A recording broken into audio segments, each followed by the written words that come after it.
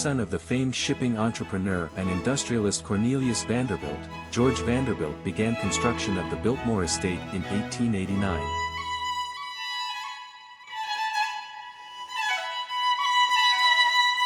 The house is a staggering 175,000 square feet, 4 acres, with 33 bedrooms, 65 fireplaces and 43 bathrooms. Almost 10 million pounds of limestone was used to build it. The entire estate originally covered 125,000 acres, now it's a modest 8,000 acres.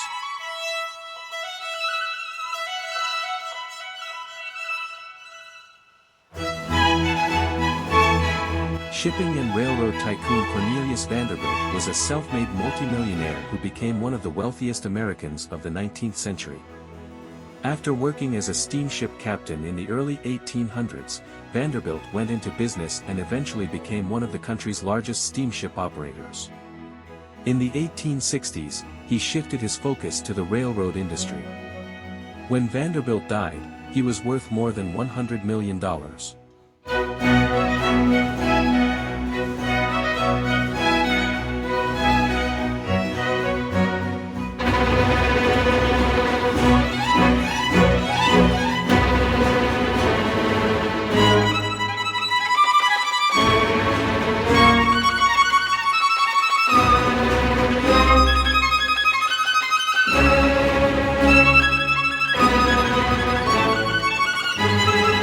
The banquet hall has a 7-story high ceiling. Flemish tapestries from the 1500s were used for dinner parties and celebrations, like the annual Christmas party for Biltmore workers and their families. The most lavish dinners here seated 38 people at the oak table. The Vanderbilts and family members often dined at a smaller table near the fireplaces.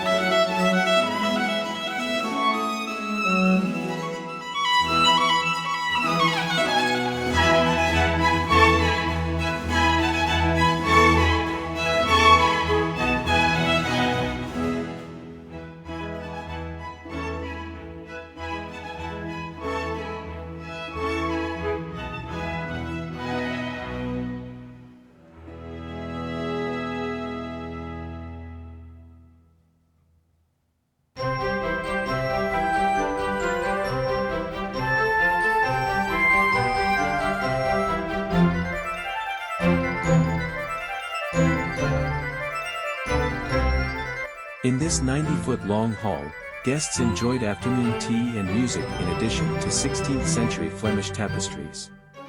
Although George Vanderbilt was a bachelor when he opened Biltmore House in 1895, he fell in love with Edith Stuyvesant Dresser in 1897. They were married in Paris in 1898 and toured Europe on their honeymoon. Vanderbilt had a passion for books, which is evident in his library. It contains nearly half of his 23,000-volume collection, ranging from American and English literature to history, religion, philosophy, art, and architecture.